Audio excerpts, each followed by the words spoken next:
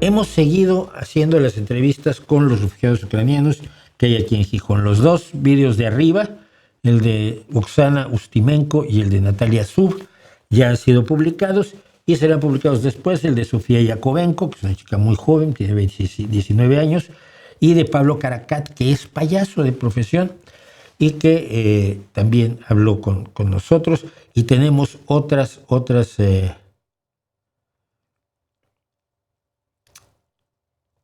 vídeos puestos, preparados para otras entrevistas, preparadas para hacerlas aquí. Estamos aquí con las limitaciones que tengo. Yo lo decía en una entrada que hicimos del Substack. Yo estoy haciendo esto porque nadie más lo está haciendo. Entonces, contaba yo lo siguiente. Bueno, esto que está aquí les ha divertido mucho a los que han venido a la entrevista.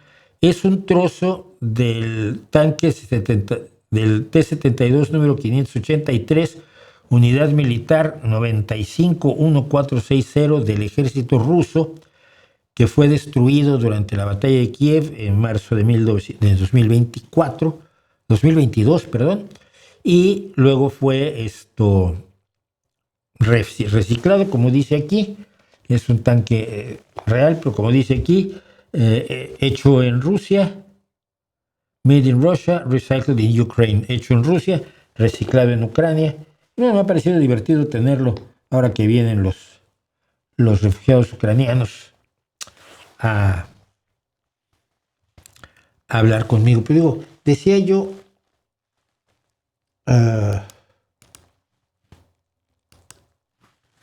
de lo que comenté respecto de esto, decía yo, miren, yo soy bastante resistente a la fatiga, sobre todo a la fatiga emocional, no me da. Mis años de productor audiovisual me acostumbraron a trabajar de noche, dormir de mañana, además dormir bajo presión, de allí mi apodo del nocturno.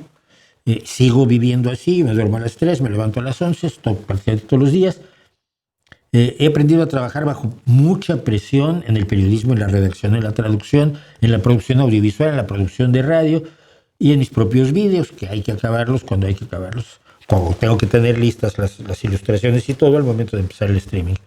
Así que no suelo cansarme, pero últimamente me he encontrado muy cansado a ratos cuando estoy editando lo de los vídeos de los refugiados ucranianos, que es la serie, se llama precisamente Su propia voz. Y bueno, me voy a oír música, o me puedo oír un documental, o me pongo a traducir incluso para descansar a la mitad de la edición. Yo generalmente edito de corrido, pero esto es porque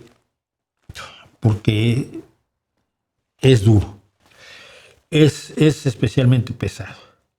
Yo hace 2 años, cuando me enteré que en mi ciudad, y no lo había yo sabido al principio de la guerra, pero 2024 más o menos, me entero de que hay una serie de ucranianos refugiados en Gijón, porque lo comenta alguien en el partido, en una reunión del partido hablando de Ucrania, y dice, no, pues yo estoy atendiendo a una serie de ucranianos que está ayudando a la Cruz Roja, pues esta persona es del partido y de la Cruz Roja.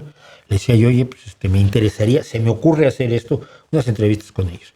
Pero bueno, ni tengo recursos, ni tengo tiempo, ni tengo nada. Entonces dije, mira, los medios de comunicación, tanto locales como regionales como nacionales, seguramente harán el seguimiento de la vida de los 250,000 ucranianos que hay en España hoy en día, 1,300 en Asturias y 500 en mi pequeña ciudad. Radio, televisión, canales de YouTube con dinero y producción y muchas personas, pues van a hacerlo, seguro que lo van a hacer, pues no lo hicieron. Y entonces la guerra siguió, los acontecimientos internacionales no han ayudado a que Ucrania recupere su territorio. Con el apoyo necesario ya lo habría hecho, porque el ejército ruso está en condiciones lamentables, vive a base de lanzar gente a morir en la picadora de carne que es el frente de batalla. El propio Zelensky se ha preocupado de que estén muriendo 1,300 soldados rusos al día y hasta 3,000. Bueno, luego me enteré de historias. Por ejemplo, otra cosa que no sabía es que un grupo de niños de un orfanato en, ¿cómo se llama? En Druskivka en Donetsk, habían temido que fueran ocupados por el ejército ruso, y probablemente secuestrados los niños, y algunos de ellos discapacitados, que evidentemente los matarían, y 84 niños fueron traídos aquí a Asturias y están viviendo aquí, los cuidan aquí desde entonces, 4 años llevan. Están jugando, tienen un equipo con el equipo local que tenemos, que está en segunda, el Sporting de Gijón, y un compañero más del partido también que trabaja con el equipo, es el que los entrena. Y bueno, total que ahora, a raíz de que estuve con los ucranianos en la manifestación del día 24 de febrero, decidí que sin recursos técnicos, por ejemplo, me vendría muy bien otra cámara, pongo mi teléfono aquí como segunda cámara, es de lo más divertido, allí.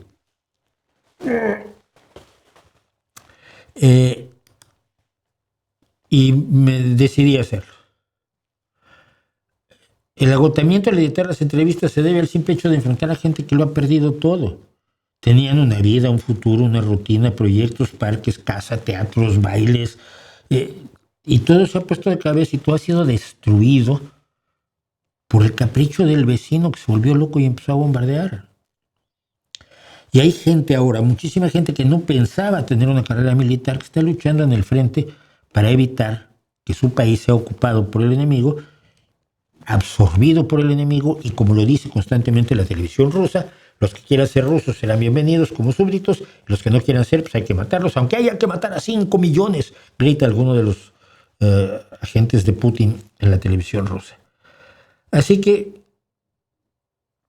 los refugiados no son números, son personas y cada uno tiene una historia. Ellos no salieron organizadamente, cada uno se las arregló. Tenía un amigo que se lo subió a su coche y le dijo: te llevo a España y te pongo en mi casa y te dejo allí vivir un tiempo para ver qué hacemos.